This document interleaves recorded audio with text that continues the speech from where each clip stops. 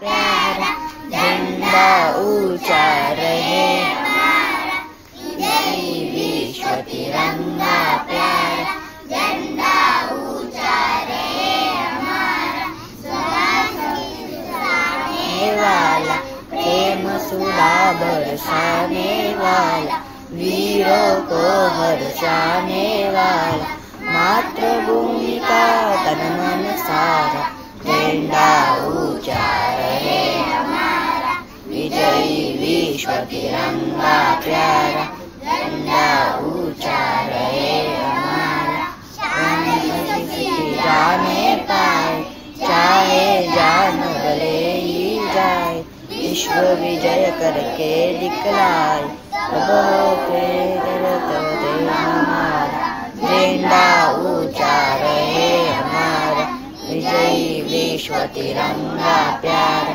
झंडा ऊंचा रहे हमारा, रहे हमारा, रहे हमारा।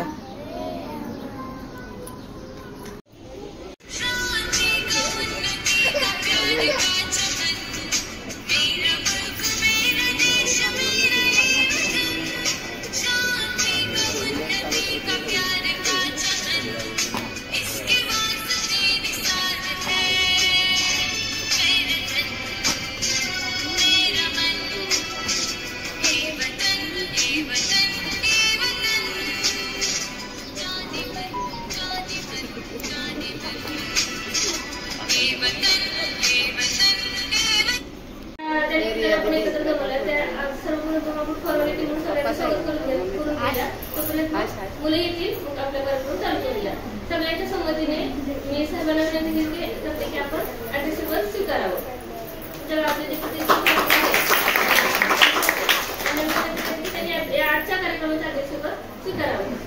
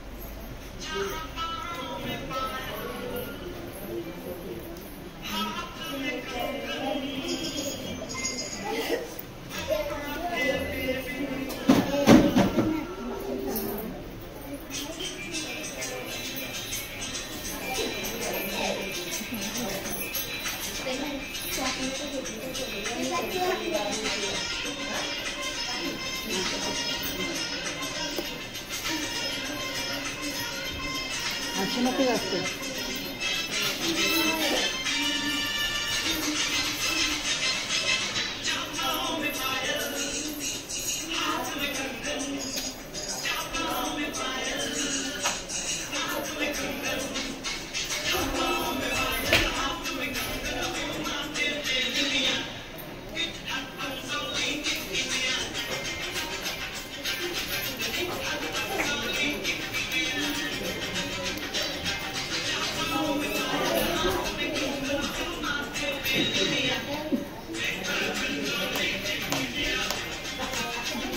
इकडे घे त्याला, इकडे इकडे घे त्याला, इकडे घे त्याला, इकडे घे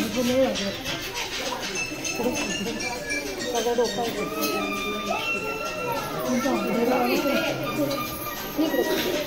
इकडे पटकन पटकन ये अजून इकडे.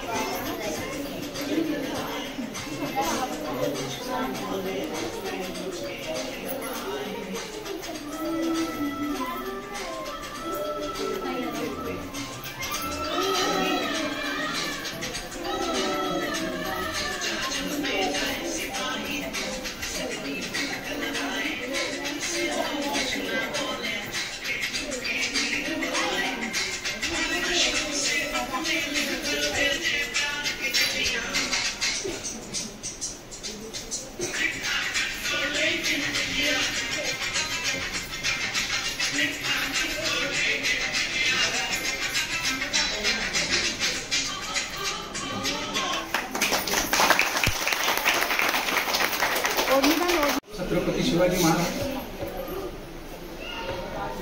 आई जगदंबा भवानी या गावाचे ग्रामदेवता आणि डॉक्टर भारतरत्न डॉक्टर बाबासाहेब आंबेडकर आज भारताचा स्वातंत्र्य दिनाच्या 39व्या कार्यक्रमाला तुम्ही सर्व या गावातील बालगोपाळ बंधू भगिनी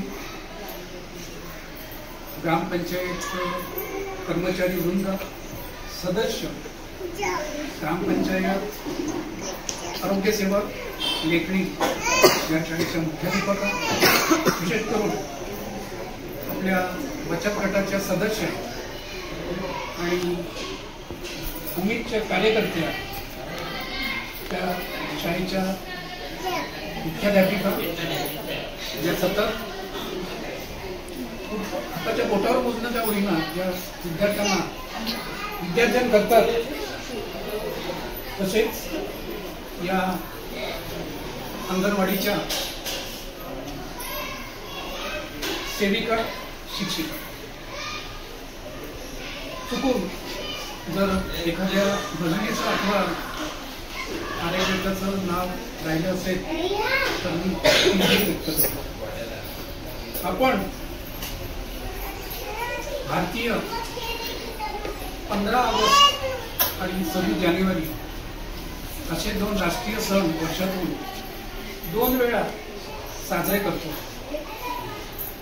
दोन्ही राष्ट्रीय सण असले तरी त्यामध्ये साजरे करण्याचा कालावधी आणि त्याचं महात्म्य हे पण वेगळं आहे.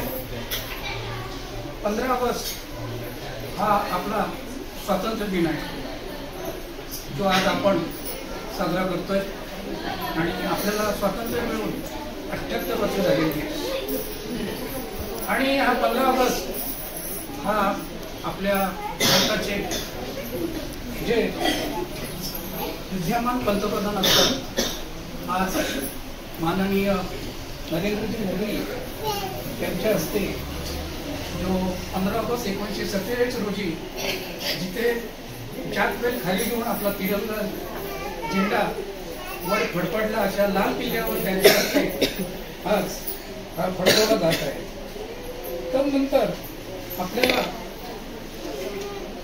15 ऑगस्ट 1947 रोजी स्वातंत्र्य मिळाल्यानंतर या देशाची राज्यघटना हे देशाचा कारभार चालवायचा कसा, हा एक प्रश्न आपल्या देशाच्या ज्येष्ठ तत्कालीन नेत्यांसमोर उभा राहिला आणि सन्माननीय भारतरत्न डॉक्टर बाबासाहेब आंबेडकर यांच्या समवेत त्यावेळचे त्या समितीचे अध्यक्ष आणि इतर 23 सदस्य त्यांच्यावर सोपवला आणि त्यांनी सर्व जगातील शासन प्रणालीचा अभ्यास करून आपली राज्यघटना बनवली, संविधान बनवलं आणि 26 जानेवारी 1950 आपल्या देशाच्या तत्कालीन पंतप्रधान पंडित जवाहरलाल नेहरू यांना स्वाधीन केलं आणि तो दिवस 26 जानेवारी हा दिवस आपला प्रजासत्ताक दिन म्हणून आपण साजरा करतो. तदनंतर आपल्याला स्वातंत्र्य देण्यासाठी ज्या स्वातंत्र्य सैनिकांनी, देशभक्तांनी, समाजसेवकांनी आपल्या छातीवर, वेगळ्या छातीवर ब्रिटिशांच्या गोळ्या घेतल्या. सावरकर सरकारने जन्मठेपेची शिक्षा भोगली. राजगुरू भगतसिंग यासारख्यांनी यांना फासावर लटकवलं गेलं आणि एक आपल्याला स्वातंत्र्य मिळावं म्हणून एक चळवळीची आपल्याला आवश्यकता आहे आणि म्हणून लोकमान्य टिळक यांनी पुढे येऊन स्वराज्य हा माझा जन्मसिद्ध हक्क आहे आणि तो मी मिळवणारच अशी घोषणा देऊन ब्रिटिशांना आपण गुलामगिरीतून स्वातंत्र्याकडे कसं जायचं यासाठी पुण्यासारख्या ठिकाणी त्यांनी सार्वजनिक जे आपण आता गणेशोत्सव, आगामी गणेशोत्सव योग घातलेला आहे, त्यावेळी जे पुण्याचे पहिले 5 गणपती आहेत त्यापैकी जो एक गणेशोत्सव, सार्वजनिक गणेशोत्सव साजरा केला जातो, तेव्हापासून आपल्या सर्वांना या गुलामगिरीतून स्वातंत्र्याकडे येण्यासाठी एक चळवळ उभारावी, एक प्रत्येकाच्या मनामध्ये स्वातंत्र्याची भावना स्फूर्ती यावी म्हणून तेव्हापासून गणेशोत्सव साजरे करण्यासाठी प्रथा पडली. अशा या स्वातंत्र्य सैनिकांना, अशा या बलिदानाला, त्यांच्या बलिदानाला एक स्फूर्तीचा आपणातर्फे मी एक उजाळा देतो. 22 एप्रिल 2025 रोजी पेहलगाम इथे झालेल्या निष्पापाच्या 25 पर्यटक आणि तदनंतर शिंदूर या मोहिमेमध्ये वीरमरण पत्करलेल्या स्वातंत्र्य सैनिकांना आपण या एक सार्वजनिक मनामध्ये एक श्रद्धांजली वाहू. आपल्याला 78 वर्षामध्ये आपण कोणती प्रगती केली त्याचा एक थोडासा हलकासा मी आढावा तुमच्या पुढे घेणार आहे. भारत हा जगातील राष्ट्रांपेक्षा कोणत्या आघाड्यांवर पुढे आहे याची सर्वसाधारण आपल्याला कल्पना असावी. भारत हा जगातील सर्वात मोठी लोकशाही असलेला एक प्रबळ देश आहे. दुसरं, भारताकडे अतिशय तरुण मनुष्यबळ असलेला दुसऱ्या बाबतीत देश आहे. आणि तिसऱ्या बाबतीत सांगायचं झालं म्हणजे सर्व धर्म समभाव अगदी सुखा समाधानाने नांदत असलेला हा लोकशाहीतील एक प्रबळ असा देश आहे. स्वातंत्र्य मिळाल्यानंतर भारताने व्यापार, कृषी, शैक्षणिक, पायाभूत सुविधा, तंत्रज्ञान, विज्ञान यामध्ये मोठी प्रगती करून जगाला आपण विकसनशील नाही तर आपण जगातील 5वी एक प्रबळ अशी अर्थव्यवस्था म्हणून गणलं जातं. थोडंसं आपण आता भारताच्या इतिहासाकडे वळूया. कारण इतिहासामध्ये हे आपल्या प्रत्येकाचं प्रतिबिंब हे पाहायला मिळतं.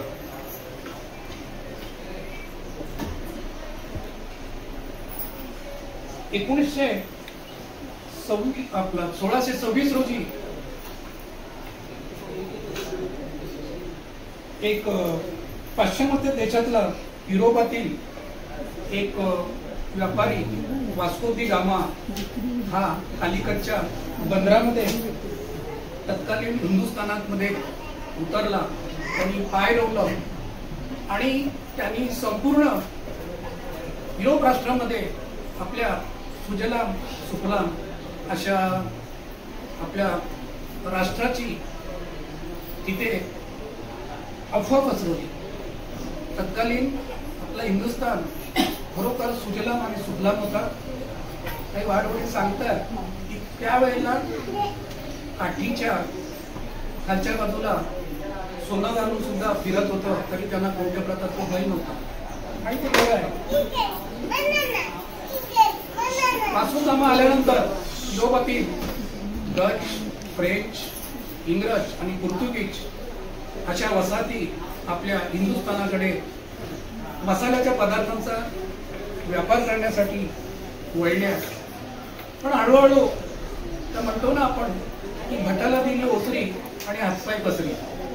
तत्कालीन आपल्या संस्थानांशी त्यांनी चांगले गोडीचे संबंध ठेवून त्यांची एक ईस्ट इंडिया कंपनी ही मुंबई सारख्या ठिकाणी स्थापन केली आणि ती कंपनी हिंदुस्थान युरोप असा व्यापाराचं जे नियंत्रण ठेवत असेल. हळूहळू त्याच वेळेला युरोपमध्ये, इंग्लंडमध्ये यंत्राची चाकं फिरू लागली आणि मॅन्चेस्टर सारख्या ठिकाणी कपड्याच्या गिरण्या चालू झाल्या आणि त्या कपड्याच्या मोबदल्यात आपल्याला एक सोपी अशी बाजारपेठ हवी म्हणून इंग्रजांनी धूर्त धोरण आखून 4 पैकी डच, पोर्तुगीज आणि फ्रेंच यांचा पराभव करून आपल्या देशावर सत्तेचा अंमल कसा करायचा, जाती जातीमध्ये भांडणं कशी लावायची आणि या देशाची खनिजांची, साहित्याची, ग्रंथांची लूट चोरी कशी करता येईल हे धोरण घेऊन एक सौम्य अशी आपल्या भारतीयांच्या मध्ये सौम्य अशी युद्धाची ठिणगी, भावी युद्धाची ठिणगी त्यांनी पसरवून दिली. आणि म्हणून त्यावेळेला सगळे संस्थांनी एकत्र येऊन तात्या टोपे आणि झाशीची राणी अहिल्याबाई होळकर, आताच अहिल्याबाई होळकरांची शताब्दी जयंती साजरी झालेली आहे. त्यांच्या बाबतीत तुम्हाला ठाऊकच आहे की अहिल्याबाई होळकर त्यांचं बालविवाह 8व्या वर्षी झालं. 13व्या वर्षी त्यांचा पती त्यांना सोडून गेल्या. 38व्या वर्षी त्यांच्या मुलांना त्यांना सोडलं. पण याच अहिल्याबाई होळकर आणि तात्या टोपे, झाशीची राणी यांच्या बरोबर या संग्रामामध्ये, ब्रिटिशांच्या विरुद्ध संग्रामामध्ये युद्ध पुकारलं. आपल्याला त्यांच्याकडे काही युद्ध सामग्री कुशळ असल्यामुळे ठिकठिकाणी आपल्या योद्ध्यांना पराभव करावा लागला. त्यानंतर 19व्या शतकाच्या पूर्वार्धात आपल्या भारतामध्ये महात्मा फुले, सावित्रीबाई फुले यांनी पुण्यासारख्या ठिकाणी स्त्री शिक्षणाची जागृती केली आणि विधवा प्रथेची प्रत्यक्ष सामोरं जाऊन बिमोड केला, त्याच वेळेला लोकमान्य टिळक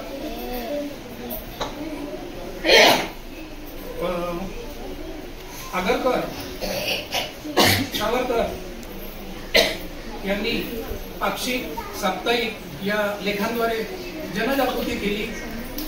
1942 साली महात्मा गांधींनी जगजाव चळवळ सुरू केली आणि या ब्रिटिश राजवटीला खिळखिळं केलं.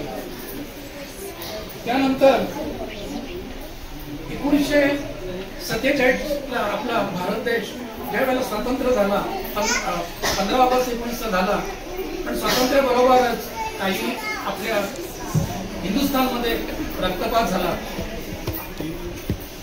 जो ब्रिटिश जे गव्हर्नर होते माउंटबॅटन यांनी आपल्या हिंदुस्थानचे 2 तुकडे केले, भारत आणि पाकिस्तान. त्यावेळेला जे पाकिस्तानामध्ये जे काही हिंदू गुण्यागोविंदाने मुस्लिम बांधवांबरोबर राहत होते त्यांना भारतामध्ये हकलून देण्याची एक कुठंच नीती अवलंबली आणि भारतातील मुस्लिम बांधवांना पाकिस्तानमध्ये हलवण्याची एक कुटी अशी कामगिरी बजावली. त्यावेळेला आपल्या आया बहिणींवर आमच्या फार अत्याचार झाले, मुर्दे पडले आणि गटागटाने निर्वासित इकडचे तिकडे तिकडचे इकडे झाले. अशा ह्या रक्तरंजित क्रांतीला आपल्याला देखील सामोरं जावं लागले. आजच्या या कार्यक्रमाला विशेष करून मी प्रत्येक वर्ष पाहतो की माझ्या ज्या गावातील भगिनी आहेत त्यांचा फार जागृत आहेत, त्यांचा जास्तीत जास्त ओढ ह्या राष्ट्रीय सणांमध्ये असतो. कारण घरातील आता चुली नाही आहेत, गॅस आहेत, पण पहिलं चुलीमध्ये विस्तव टाकणारी ही घरातील भगिनीच असते. आणि तुम्ही भगिनी जर जागृत झालात आणि जागृत आहात म्हणून शासनाने विविध योजना, लाडकी बहीण या भगिनींना सक्षम, आर्थिक स्वावलंबन आणि निर्भर राहण्यासाठी वारंवार शासकीय